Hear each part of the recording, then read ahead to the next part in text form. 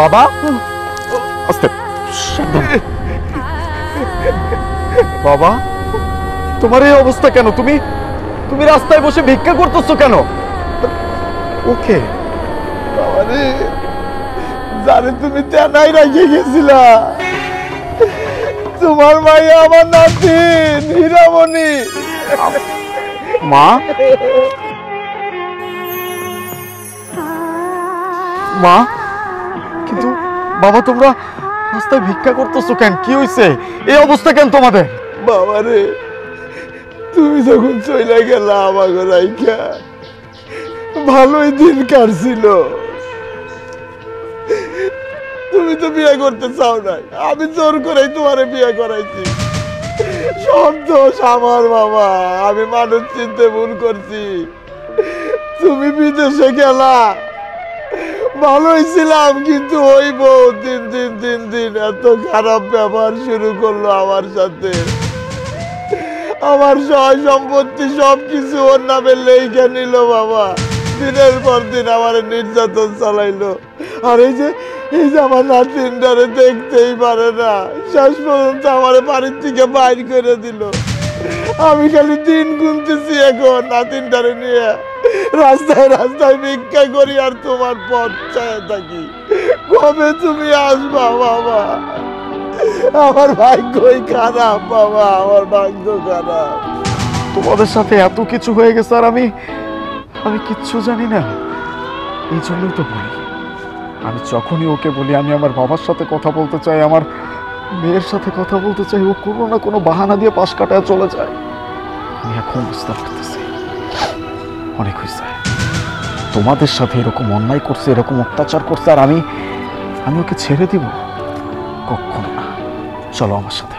ও বাবা, বাবা তুমি বিদেশ থেকে যা টাকা পাঠাইতা তার আত্মীয় স্বজন ডাইকে আইনা আমগো বাড়িতে রাখে, তোমার টাকা পয়সা দিয়ে ওরা ফুর্তি করে। বাবা কথায় আছে না, পাপের ঘরা যখন পূর্ণ হয়ে যায় তখন সেই মানুষটার আর কোনো নিস্তার থাকে না।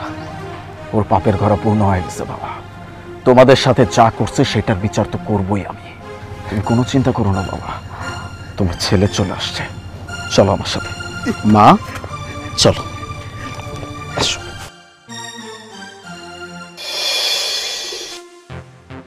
পায়েল, পায়েল,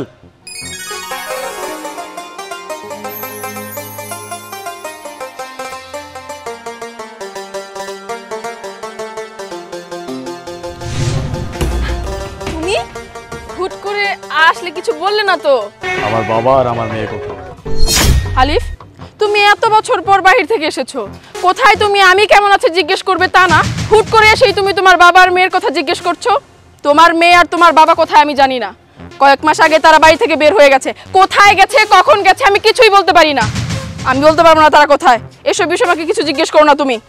আরে জামাই বাবাজি, তুমি এতদিন পর দেশের বাহির থেকে বাংলাদেশে আসছো, এখন তুমি ঘরের দরজায় দাঁড়ায় আলোচনা করতেছো। আরে বাবা তুমি আগে ভিতরে চলো, কথা বলবো, আগে ফ্রেশ হও, খাওয়া দাওয়া করো, তারপর না হয় বিকালবেলা আমরা সবাই একসাথে মিলে আলোচনা করব।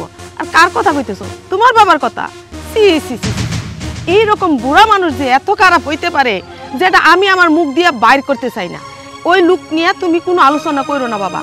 তোমার কিসের সমস্যা? হ্যাঁ, আমি আছি না, আমি তোমার মা, আমি তোমার শ্বশুর, আমি তোমার মা, আমি তোমার বাপ, সব কিছু আমি। বাজান চলো, আগে ভিতরে চলো। হ্যাঁ দুলাভাই, মা তো ঠিকই বলেছে। কই আপনি এসে আমাদেরকে জিজ্ঞাসা করবেন যে আমরা কেমন আছে, আমার বোন কেমন আছে, সেগুলো আপনি জিজ্ঞেস না করে আপনি উল্টো এসে বলছেন আপনার মেয়ে কোথায়, আপনার বাবা কোথায়। আমরা কইসে আপনি পড়ে থাকি নাকি? অনেকদিন পর আপনি হচ্ছে বাহির থেকে দেশে এসেছেন, আজকে আমরা একসাথে বসে আড্ডা দিব। চলেন দুলাভাই ভিতরে যাই, ভিতরে গিয়ে আপনি ফ্রেশ হবেন, একসাথে খাওয়া দাওয়া করবেন, তারপর কিন্তু আড্ডা হবে। চলুন চলো। আমি কিন্তু এত কোনো কথাই শুনতে চাইনি। আমি জিজ্ঞেস করছি আমার বাবা আর আমার মেয়ে কোথায়। আরে বারবার কেন তুমি আমাকে একই প্রশ্ন করছো? বললাম তো তোমার বাবা আর তোমার মেয়ে কোথায় আমি জানি না।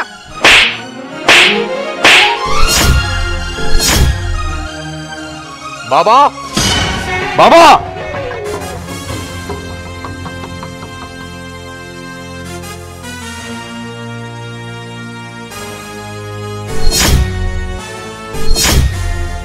কি এবার বুঝতে পারতেছিস আমার বাবা মেয়ের কথা আমি বারবার কেন জিজ্ঞেস করতেছিলাম? এখন আমাকে এই প্রশ্নের উত্তর দে, আমার বাবার পরনে এই পোশাক কেন? এই পোশাক কেন সেটা আমি কিভাবে জানবো? তোমার বাবার হয়তো বা শখ হয়েছে, সেই জন্য এই ধরনের পোশাক পরেছে।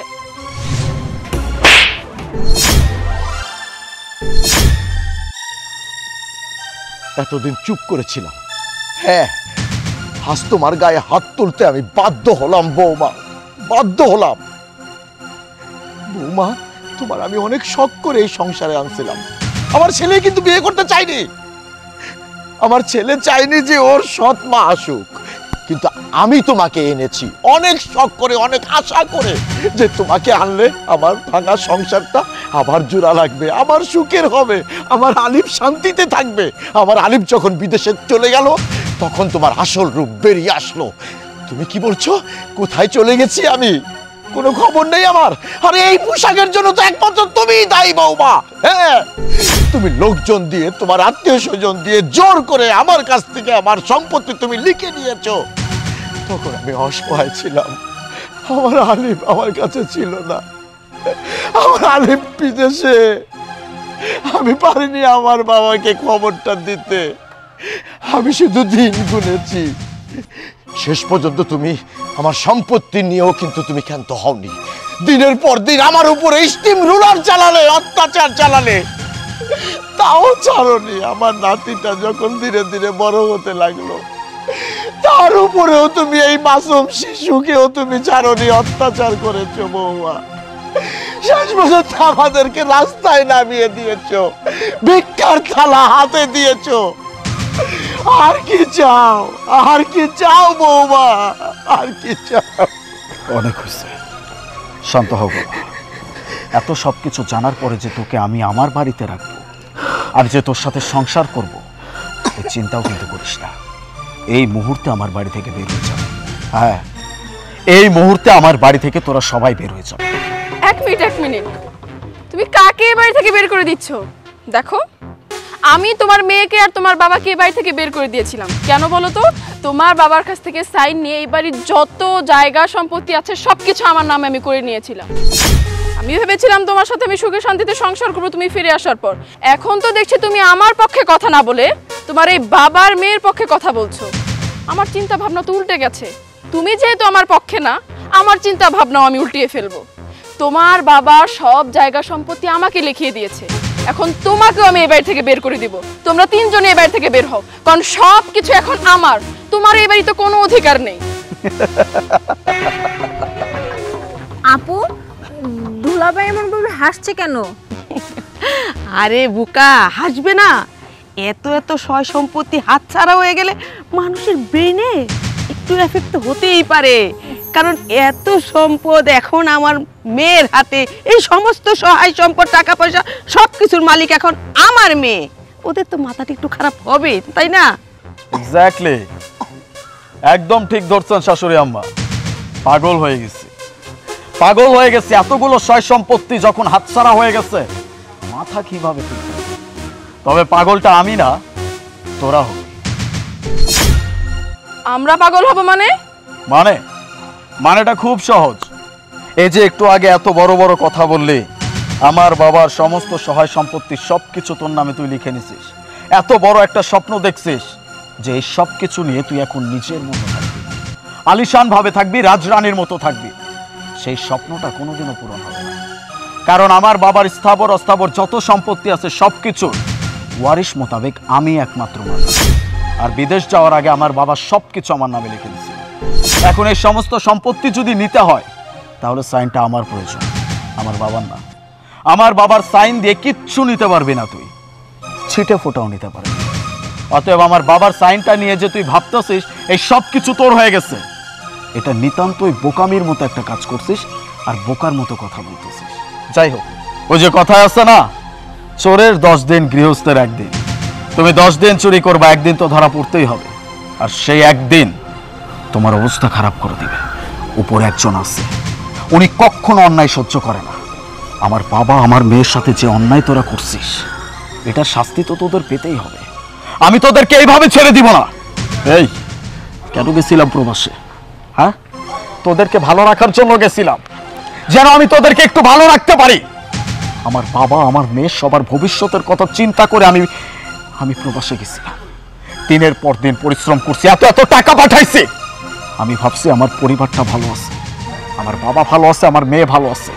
তাই তো বলি তোকে, আমি যতবার কল করে বলি আমি আমার বাবার সাথে কথা বলতে চাই, আমার মেয়েটাকে আমি একটু দেখতে চাই, তুই প্রতিবার কোনো না কোনো বাহানা দিয়ে পাশ কাটিয়ে যেতে।